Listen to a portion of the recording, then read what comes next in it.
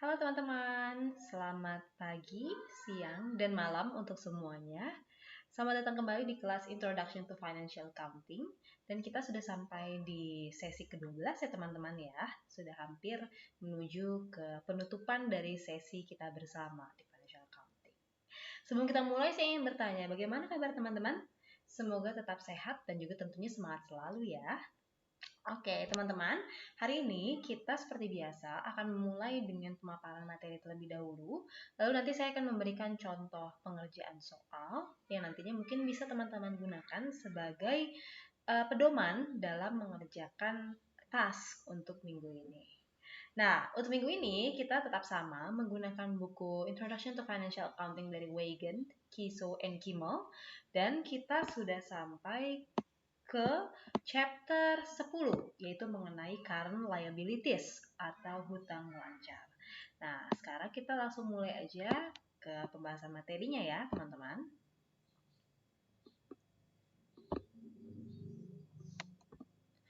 Pertama, tujuan dari sesi hari ini adalah untuk menjelaskan bagaimana caranya mencatat current liabilities. Nah, apa sih sebenarnya current liabilities atau hutang lancar itu? Nah, kalau kita berbicara tentang lancar atau current di dalam konteks akuntansi terutama dan juga di dalam konteks keuangan atau finance, maka yang kita bicarakan adalah untuk aset atau kalau di sini berarti liability adalah kewajiban ya yang memiliki jatuh tempo di bawah sampai dengan 1 tahun untuk pengembaliannya. Nah, ini ada macam-macam, yaitu ada notes payable, lalu ada account payable atau hutang, lalu ada unknown revenues, ada accrued liabilities, tax payable, salaries and wage, dan juga terakhir adalah interest payable. Nah, kita akan bahas satu persatu bagaimana cara pencatatan dari masing-masing jenis hutang lancar atau current liabilities. Notes payable itu apa? Sebenarnya dia itu mirip dengan hutang, tapi dia dalam berupa nota. Jadi biasanya nih diberikan kepada peminjam, maksud saya yang memberikan pinjaman kepada peminjam berupa nota yang berisi tentang perjanjian sebenarnya nanti akan dibayarkan kapan.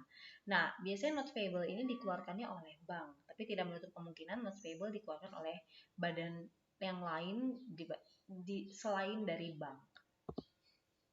Nah, misalnya ini ya, kalau misalnya notes payable, gimana sih cara kita mencatatnya?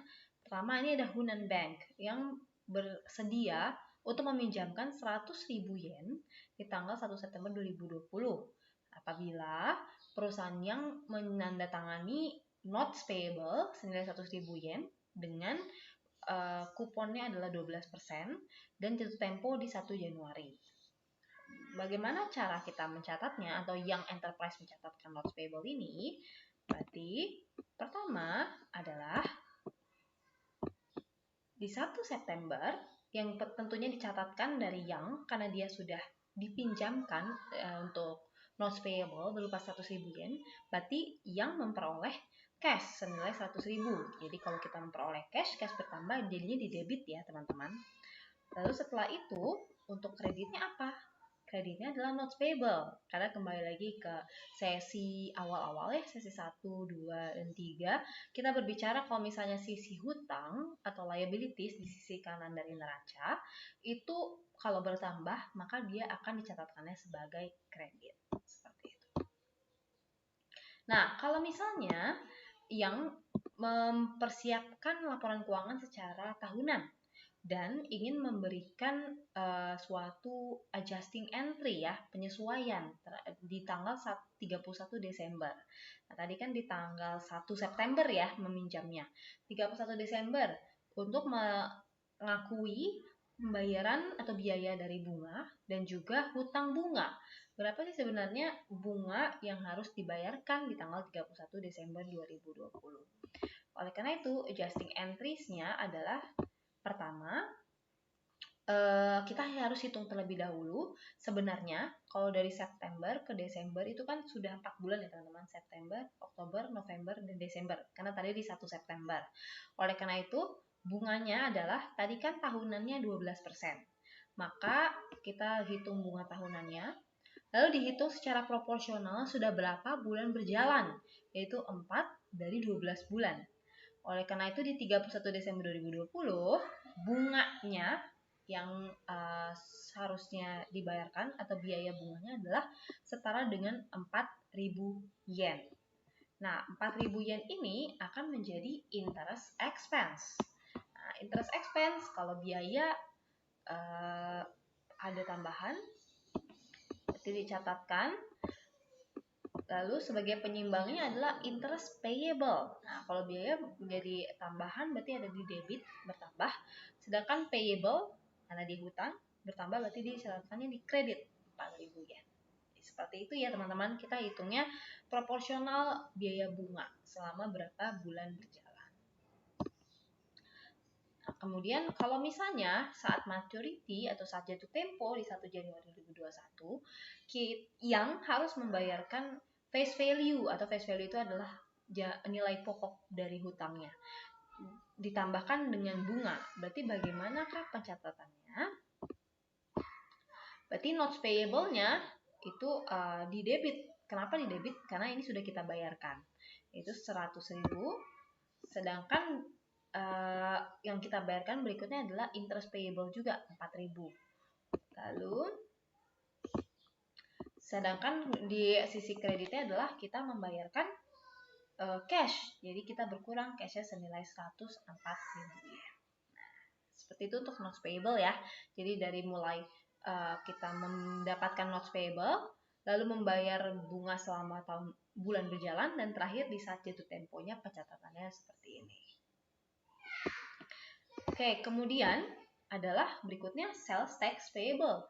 Yaitu kalau misalnya kita ada penjualan, itu kan pasti ada pajaknya ya, pajak penjualan. Nah, pajaknya itu sebenarnya berbentuk hutang, teman-teman. Pajak dari suatu barang yang kita jualkan itu berbentuk hutang, dan nanti akan dibayarkannya di akhir periode. Nah, makanya disebut dengan sales tax payable. Langsung aja ya kita ke contohnya.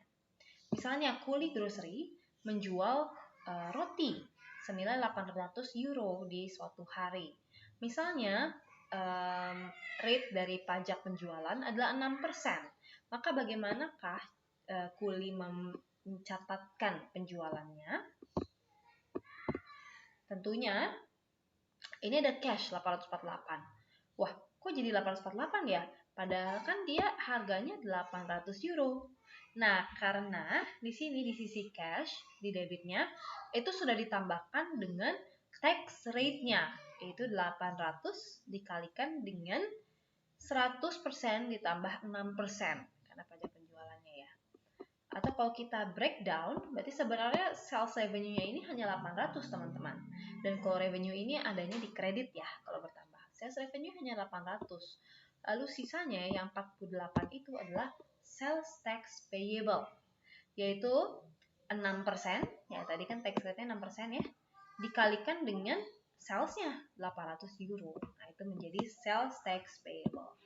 Oleh karena itu, cash yang diperoleh oleh Kuli Grocery menjadi 800 ditambahkan dengan 48 euro atau 848 euro.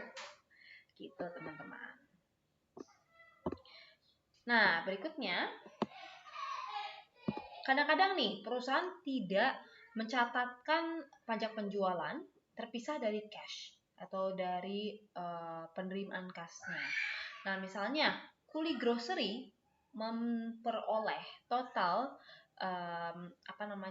bond senilai 10.600 euro.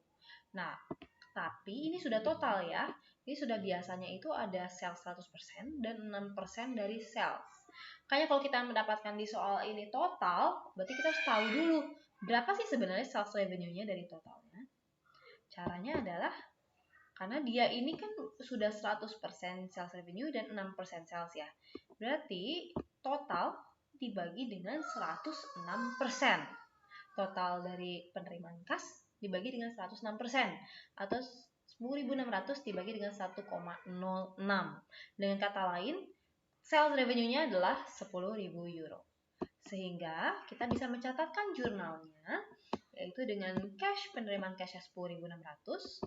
Lalu di sisi kreditnya, itu adalah sales revenue yang sudah kita hitung, yaitu 10.600 dibagi 1,06 adalah 10.000. Dan terakhir, tentunya ada porsi sales tax payable, yaitu 6% dari 10.000. atau 600 euro. Begitu ya, kalau misalnya kita dapatnya total, kita harus cari dulu sales amount-nya ini berapa. Itu dibagi dengan 100% ditambahkan dengan sales tax rate-nya. Oke, kita maju ke jenis payable yang lainnya, atau jenis hutang jangka pendek lainnya, yaitu unearned revenue. Itu adalah apa sih unearned revenue? Unearned revenue ini sebenarnya adalah pendapatan yang diperoleh oleh suatu perusahaan padahal barangnya belum kita kasih kepada pembeli atau jasanya belum kita lakukan kepada pembeli. Jadi kalau misalnya dari sisi pembeli, ini sama dengan biaya yang dibayar di muka ya. Nah, kalau di kita, di sisinya menjadi hutang sebagai penjual. Karena kan kita belum memberikan jasa atau produk. Jadi ini masih berupa hutang kepada para konsumen. Gimana caranya kita mencatat yang unearned revenue? Langsung aja kita ke contohnya. Liverpool FC menjual 10.000 tiket soccer senilai 50 franc. Dan ini untuk 5 game home schedule. Nah, ini kan sebenarnya entry for the sale of season tickets atau entry dari penjualannya adalah cash ya. Cashnya 10.000 kali 50 franc, itu 500.000 franc. Dan di sisi kreditnya itu adalah unearned ticket revenue 500.000. Kenapa sih kita sebutnya unearned ticket revenue? Karena sebenarnya belum ada gamenya, belum ada pertandingannya. Jadi sebenarnya kita masih berhutang game yang dibayarkan oleh tiket di muka oleh para konsumennya. Jadi di sisi kreditnya, penyeimbangan dari cash-nya itu adalah unearned ticket revenue. Nah, ketika gamenya sudah komplit atau ketika pertandingannya sudah terjadi, baru bisa direcognize nih revenue-nya. Maksudnya gimana? Jadinya yang tadinya unearned ticket revenue-nya 500.000 ya, itu menjadi tiket revenue yaitu 500.000 dibagi dengan 5. Nah, kenapa 5? Karena ini kan untuk 5 game home schedule. Nah, ini adalah ketika baru satu pertandingan yang selesai. Jadi setiap satu pertandingan yang selesai, unearned ticket revenue-nya berkurang senilai 100.000. Itu total tiket revenue dibagi dengan 5. Itu ya. Jadi unearned ticket revenue baru berkurang kalau misalnya once the service or the product is delivered to the customer. Seperti itu, teman-teman. Oke. Sekarang kita lihat kalau misalnya long term debt. Nah, ini ada bagian yang jangka pendeknya enggak ya? Nah, misalnya gini nih. Ada Wendy Construction yang menerbitkan notes senilai 25.000 euro untuk 5 tahun jangka jatuh tempo di tanggal 1 Januari 2020. Nah, dia mengspesifikasikan bahwa setiap tanggal 1 Januari, mulai dari tanggal 1 Januari 2021, Wendy harus membayarkan 5.000 euro dari note. Kalau gitu gimana caranya pencatatan dari berapa sebenarnya jumlah dari hutang jangka pendek dan hutang jangka panjang di tanggal 31 Desember 2020? Oke, berarti hutang jangka pendeknya adalah 5.000 euro. Karena kan dia setiap tahun harus membayarkan 5.000 euro ya teman-teman. Sedangkan hutang jangka panjangnya adalah sisanya, itu 25.000 dikurangi dengan 5.000, 20.000. Jadi untuk setiap long term debt, dia pasti punya bagian yang jangka pendek, yaitu yang pembayarannya harus di bawah 1 tahun atau sampai dengan 1 tahun, dan ada juga yang jangka panjang, itu di atas itu. Oke, sekarang kita sudah sampai ke objektif kedua, yaitu gimana sih caranya kita mereport dan juga menganalisa pencatatan dari hutang jangka pendek. Nah, di hutang jangka pendek, di statement of financial position ya, kita balik lagi ke neraca. Ini adalah hanya satu bagian dari neraca, yaitu hutang yang jangka pendeknya. Nah, ini ada macam-macam. Ada notes payable, accounts payable, accrued expense, sampai dengan long term debt due within 1 year. Itu tadi kalau misalnya ada hutang jangka panjang yang ada bagian harus dibayarkan setiap tahunnya. Nah, ini pencatatannya gimana sih? Ini bergantung dari sebenarnya hutang jangka pendek yang terjadi di suatu perusahaan itu apa aja. Itu kita catatkan satu persatu. Mungkin lebih jelasnya nanti kita coba di latihan soal ya, teman-teman. Lalu setelah itu, kalau untuk menganalisa, ini yang paling mudah itu adalah working capital, itu modal kerja. Caranya adalah mengurangi aset lancar dengan hutang lancar. Jadi intinya adalah working capital ini adalah modal yang bisa digunakan untuk operasional perusahaan saat itu juga. Nah, kalau misalnya current ratio, ini termasuk di dalam rasio likuiditas, yaitu bagaimana sih sebenarnya kemampuan dari perusahaan membayarkan kewajiban jangka pendeknya berdasarkan dari aset jangka pendek yang dimilikinya. Ini nanti kita tentang rasio lebih jelasnya lagi, fullnya itu akan kita pelajari di Principle of Finance ya teman-teman ya. Di semester masih lama ya, masih tahun depan baru dipelajari tentang current ratio, working capital, dan lain sebagainya. Ini hanya sebagai pengenalan aja. Adalah jenis-jenis rasio yang bisa kita gunakan untuk menganalisa current liabilities.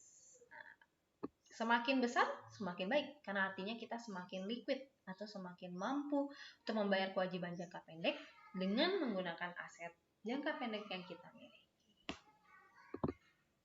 Oke, sekarang kita langsung aja ke exercise ya teman-teman ya. Ini teman-teman bisa lihat di problem 10.1a di buku Wagen Kisekono. Mungkin untuk lebih baik, lebih mudah membahasnya, kita langsung ke Excel aja ya teman-teman. Oke, kita sudah sampai di Excel dan kita lihat dulu nih soalnya sebenarnya apa sih yang diminta. Jadi nih sebenarnya teman-teman di tanggal 1 Januari 2017 ada sebuah perusahaan namanya Shunwei Limited yang mencatatkan liability accounts, yaitu ada account payable, sales tax payable, dan unearned service revenue seperti yang tercatatkan di soal. Lalu ini seperti biasa ada transaksi yaitu dari 5 Januari sampai dengan 25 Januari.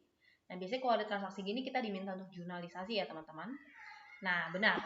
Ini ada 3 instruksi yang harus kita lakukan. Itu pertama menjurnalisasikan transaksi di bulan Januari.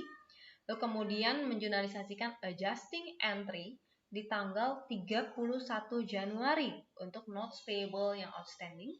Dan terakhir adalah mempersiapkan bagian dari hutang lancar di neraca keuangan pada tanggal 31 Januari 2017. Diasumsikan tidak ada perubahan di accounts payable. Oke, kalau gitu kita langsung aja ke pembahasannya ya. Nah, di sini jurnalisasi transaksi seperti biasa kita gunakan format ini ya, seperti biasa. Di atasnya adalah date, lalu account titles and explanation. Ref ini boleh nggak usah ditulis, ini bisa, jadi kalau nggak dikosongkan aja, karena ini untuk accountnya ya, cash itu nomor berapa dan berapa. Kalau tidak ada di soal berarti dikosongkan saja. Lalu ada debit dan kredit. Pertama, menjual merchandise secara cash totalnya 22.470 franc. Dan dia sudah termasuk 7% sales tax. Nah, ini berarti kita menggunakan cara yang komplit tadi ya. Kalau misalnya cashnya ini sudah komplit, lalu kita harus cari berapa sih sebenarnya revenue amount-nya. Kalau gitu, langsung aja di cash debitnya itu langsung 22.470 karena dia sudah total dari revenue dan tax. Baru di sales revenue-nya kita membagi total cash dengan 107% ya. Karena kan 100%-nya adalah revenue dan 7%-nya adalah sales tax. Nah, didapatkan yaitu senilai 21.000 franc. Lalu di sales tax payable-nya gimana? Tinggal dikurangi aja antara cash dengan sales tax, antara cash dengan sales revenue. Jadi diperoleh 1.470 franc. Oke, kemudian lanjut. Di tanggal 12, perform service for customers yang sudah memberikan DP senilai 10.000 franc. Nah, di sini berarti artinya sebelumnya kita pernah mencatatkan unearned service revenue. Tapi karena di sini tanggal 12 kita sudah perform service, maka unearned service revenue-nya bisa kita write off, atau artinya kita bisa mulai mengakui revenue. Jadi di sini unearned service revenue-nya menjadi debit 10.000. Kenapa debit? Karena sudah bisa kita write off ya, karena tadi kita sudah melaksanakan jasanya, sudah memberikan layanannya kepada customer. Sedangkan di kreditnya adalah service revenue kita sudah bisa diakui, yaitu senilai 10.000 franc. Oke, next. Tanggal 14, membayar revenue departemen untuk sales tax yang dikumpulkan di tanggal 3 di bulan Desember 2016 senilai 5.800 franc. Nah, berarti di sini adalah kita pernah mengumpulkan, jadi di bulan sebelumnya kita sudah memperoleh sales tax 5.800 ya dari penjualan-penjualan. Lalu di bulan Januari kita baru membayarkan kepada revenue department. Oleh karena itu, sales tax payable-nya jadi berkurang 5.800. Ya, karena payable kalau hutang berkurang dia malah di debit. Lalu di cash-nya kita membayar jadi keluar atau kredit 5.800. Oke, berikutnya tanggal 20 menjual 700 unit dari produk baru on credit senilai 52 franc per unit plus 7% sales tax. Oke, berarti di sini kita sales tax dan penjualannya terpisah ya. Nah, karena dia on credit, berarti pasti debitnya itu adalah accounts receivable, bukan cash. Karena kita belum dapat cashnya, baru berupa piutang. Caranya ini teman-teman, kita ke kreditnya dulu, ke sisi kreditnya dulu. Yaitu kita hitung dulu sales revenue-nya, langsung aja dikalikan antara 700 unit kalikan 52 franc per unit. Ya, hasilnya adalah 36.400. Lalu sales tax payable-nya dia 7% ya. Kita langsung 7% dikalikan dengan sales revenue 36.400. Hasilnya 2.548. Dan untuk account receivable-nya kita tambahkan saja antara sales revenue dengan sales tax payable. Seperti itu.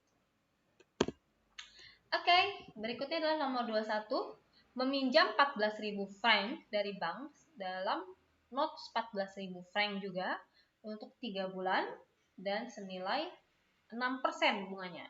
Oke, berarti cash-nya kita memperoleh 14.000 dan di sisi kreditnya adalah notes payable kita bertambah 14.000. Lalu tanggal 25 menjual merchandise atau menjual merchandise secara cash totalnya 12.947, sudah termasuk 7% pajak penjualan. Nah, ini berarti caranya sama persis dengan yang di tanggal 5 ya teman-teman.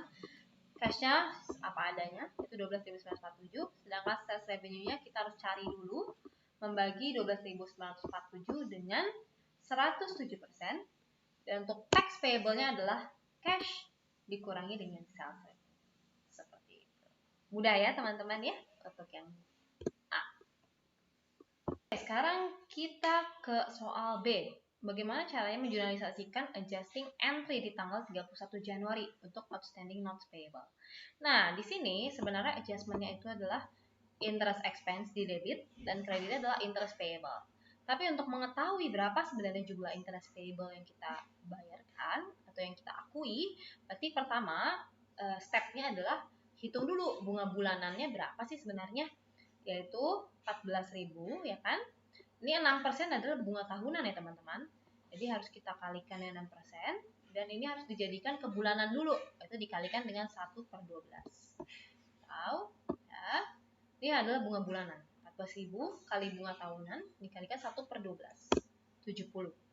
Lalu setelah itu, karena kita baru meminjam di tanggal 21 Januari sampai dengan tanggal 31 Januari itu kan sudah berjalannya 10 hari ya teman-teman ya.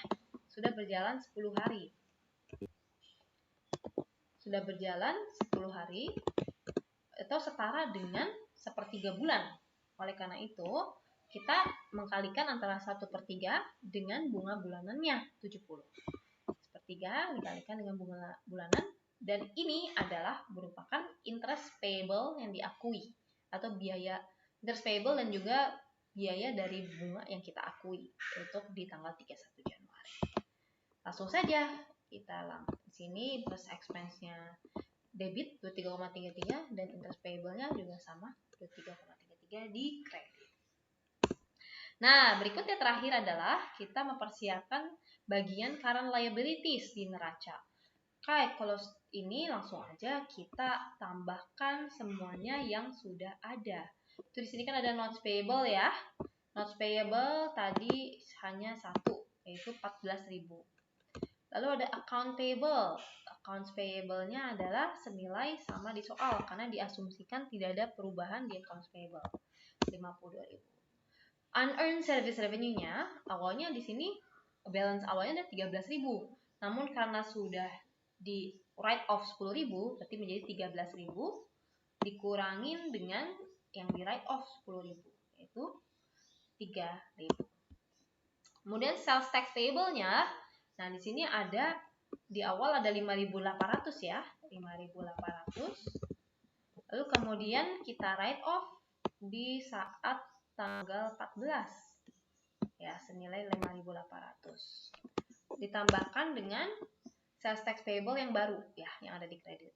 Di tanggal 5, tanggal 20, dan di tanggal 25. Jadi yang di awal 5.800 kurangi dengan yang di write off 5.800, lalu ditambahkan dengan yang ada di kredit, itu tax payable yang baru. Jadinya hasilnya adalah 4.865. Dan untuk interest payable berarti langsung aja kita gunakan yang sudah dihitung di dalam soal B. Nah, lalu total current liabilities ya, langsung aja kita sum dari notes payable sampai dengan interest payable. Dengan kata lain, total current liabilities untuk di sisi neraca, di neraca sisi hutang jangka pendeknya ada 73.888,33. Seperti itu teman-teman cara kita mengerjakan soalnya. Baik teman-teman, jadi itu yang bisa saya share untuk sesi minggu ini. Nah, berikutnya nih sekarang tugasnya teman-teman nih untuk mengerjakan, kalau teman-teman lihat di buku Weigen Kisukima ada di problem 11b ya tentang Zaur Limited, mirip dengan yang tadi di Shumway Limited, tapi bedanya mungkin ada beda di beberapa transaksinya ya. Ini nanti teman-teman silakan kerjakan untuk task minggu ke-12. Lalu jangan lupa buka forum dan komen di dalam forum. Kemudian juga unduh materinya yang saya telah unggah di dalam materi. Dan terakhir unggah task yang telah teman-teman kerjakan. Baik teman-teman, terima kasih banyak atas perhatiannya sampai dengan saat ini. Semoga bermanfaat apa yang saya berikan dan juga bisa membantu teman-teman dalam mengerjakan tugas. Terutama dan juga nantinya berguna ketika teman-teman ingin menerapkannya di bisnis yang teman-teman miliki atau mungkin ketika teman-teman bekerja nantinya. Terima kasih banyak sekali lagi atas atensinya. Terakhir, stay safe and healthy. Sampai jumpa di sesi minggu depan dan wassalamualaikum warahmatullahi wabarakatuh.